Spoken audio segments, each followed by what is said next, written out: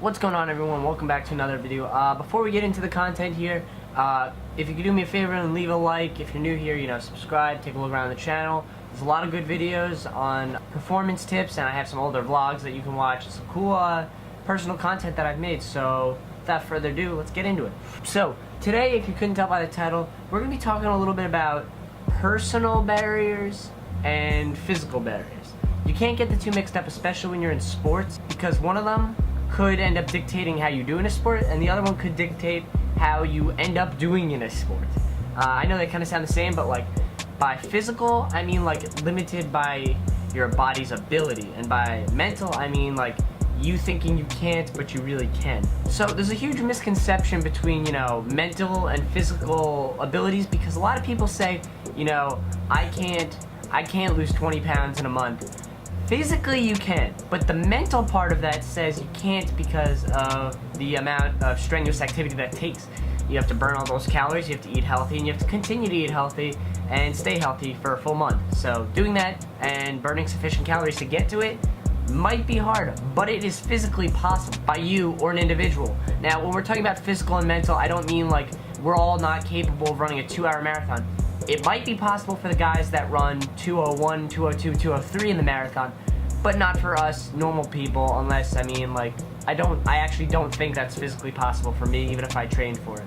I mean things that are in your reach that you can personally do, you just choose not to. One of the big things that I see now that I'm trying to get into this new chapter of my life, where I'm focusing a lot more on school and athletics, is that I realize now how much I didn't try back in middle school and elementary school. Like when you get up in the morning and you have to go into school and you have to open your book and start reading or writing or whatever. It sucks no matter which way you cut that cookie. Like, it's gonna suck either way, and it sucks for everyone else around you. Like, I'm not the only one in my school that, hates going to math class. Like, a lot of kids hate math, but they still go there and do it and pass the class because they have to.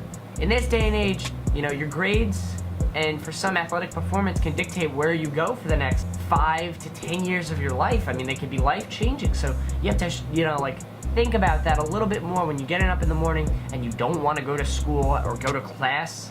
I know kids that skip class. If you don't want to go to class, you have to think about how that's going to hurt you in the future. I mean, I'm not saying everyone's going to be a star athlete or even everyone's going to go to college, but a lot of people do, and it's very recommended, and it can take you to portions and places in your life that you never thought you'd get to go to. But it's that little decision that makes you kind of want to do it, and a lot of people don't get that until they realize the importance of it. When I was in elementary school, I knew kids that were like geniuses. I mean, they're reading these crazy long books, and they know all these crazy facts, and they know all the science stuff, and everything they touched, they were amazing at. I knew those kids, and I always saw that, and I never really thought about it or how. They just had a different perception on what's important and what's not at an earlier age. Like I said, when I'm coming around this new portion of my life, I'm starting to realize how important it is, and how you only get one shot. High school's only 4 years long, and then you're out of here and you're in college or not in college. Like, that's when you become an adult. Some would argue that you're an adult when you're in high school. So you just need to manage how and what decisions you're making and what classes you're taking. I just mean knowing the importance of certain subjects and how they can affect you in the long run. So me being a track athlete who loves to see others succeed, and myself personally, I'll go out there and I usually get made fun of it, but I will try and enlist everyone to come join the track team. I'll see kids that wish they were in better shape, and I'm like, hey, come join the track team, and they're immediately like, oh no, I can't run distance. Like, track's not all distance. And then they're like, oh no, I can't run short distance. And I'm like, all right, do the 100. I can't run at all. Okay, we have things for that. Like, come throw. You could do shot put, discus, or jump. Like, there's hurdles and there's long jump, triple jump. There's events for that. Like, it's a great way to stay in shape. A huge problem is people doubting themselves and being afraid to fail, and that's a natural human instinct to be afraid to fail. Who's gonna be the first? What do you think they thought about the first guy who invented fire, clacking all these rocks together? What do you think they thought about him? Back in the 1500s, Ferdinand Magellan demonstrated that the earth was round and not flat. They practically killed the man. The churches outcasted him and ridiculed him. His fellow people outcasted and ridiculed him. He was made fun of. The thought that the earth could be round and that people would just sail around and not sail off the sides of it made no sense. But it's the fact that people are afraid to do something because of what others will think. Everyone says, oh, I want to play in the NFL. Oh, I want to go to the Olympics for this. Oh, I want to write a great book. Okay. You want to go to the NFL, but you're not showing up to Saturday practice. You want to go to the Olympics, but you're not there lifting after practice. You want to write a book, but you don't write. A lot of people talk, but never do. You want something, you have to realize that it's not going to be that easy. Some of these greatest athletes trained their whole lives to get to where they are, and they still are planning on getting better through training. You need to realize that it's not as easy as you think. And instead of looking at that whole staircase to your success, you need to just settle in, look at that first step. And then once you get that first step down, just look at the next step. Don't look up, don't look at that huge, crazy, Olympics level competing. Just take it step by step. Join the football team, show up to practice, put the work in. You'll notice the results. Half the people that commit to something don't end up staying committed for more than a year. And people immediately assume that they're not physically capable of it just because they've never tried it. I was terrified to join the 7th grade track team. I mean, I was going to 7th grade, the 8th graders were going to make fun of me. There wasn't really much else to that. I was terrified and I almost didn't do it. But I can't really remember what made me make that decision, but I did it, and I could not have been more proud of myself. Especially because of the team I've been given, and the coaches, and the equipment, and just everyone around me. I don't think it gets any better. So you ask yourself, do you think, when I go out there on the track, and you see me sweating profusely, and on the ground dead, and you see some of the best guys on the team doing the same thing, you think we're all not hurting a little bit? If you have that niche for victory, or seeing others succeed, or getting that, that thing on your college application that just says, took part in track this year, it could be worth it in the long run. I'm personally there for the sports education.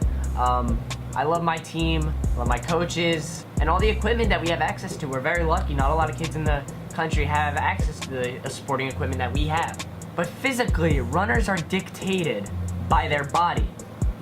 Some might say that a 300-pound man can't go out and run a marathon. That's all in your head. That's been done. That's all in your head. But it is very important to know your physical limits as well, It might not be worth it in the long run to beat out that last really hard run at the end of your race, because it could, injure you. That's how injuries are. And I'm going to talk about that in a whole nother video later on in the series. But it's good to know your physical and emotional limits, because some of them can be significant, some of them can't be. You gotta really, branch out and talk to others about it. If I wanna practice on a Saturday after we've had a week of practice, I'll consult with my fellow teammates, I'll consult with my coach, I'll ask them and say, hey, do you think that I'd be able to do this physically? I'd ask them if we didn't have too hard of a workout, I get other opinions to see, because it's very important to know your limits. Some might not recommend high jumping after running extreme workouts a whole week. I personally think it might be doable, but it's good to know where your body's gonna stop you. You might get very uncomfortable, you might throw up.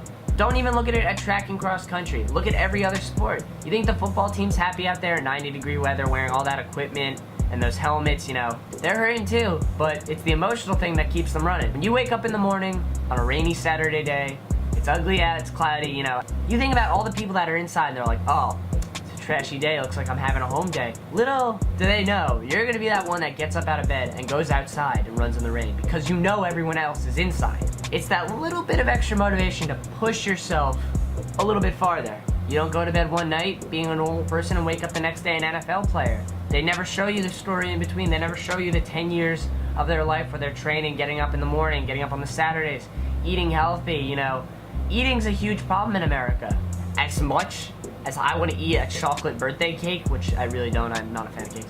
As much as I want to eat that birthday cake, I'm not going to, because I know it's not good for me. I'm going to instead reach for salad, or cold cuts, or chicken, which I'm going to talk about in another video, another time. I'm going to reach for something healthier because I know it'll benefit me and I'll feel like a better person. And that's a whole nother thing. So I'm going to try and keep it a little bit short today, but that's pretty much my opinion on physical and emotional / mental outputs on sport. Know your physical boundaries, know your emotional boundaries. It might be good to get you out of your comfort zone once in a while. Try new things, experiment, join a team, see if you like it. If you don't, you don't. Alright, that's gonna be the end of this quick video. It is 7:30 at night, so I just squeezed this in after my homework. I did have cross country today, so I'm trying to stay on this schedule. I just got back from a huge trip, and I thought I'd shoot out a good video for you guys to check out. So, if you don't mind, leave a like, comment, subscribe. The comment shout out from this week is actually going to go to Connor McKeon from my motivational and channel content video I did a little while ago. He said, I love this shirt. Hey man, nothing's wrong with rocking the MKBHD shirt, He's an inspirer. I kind of like the... Anyway, leave a comment in the video this week. If it's good, if you're first, maybe I'll feature you on the next video. Make it good. Have a good one. Try something new. I'll see you guys in the next video.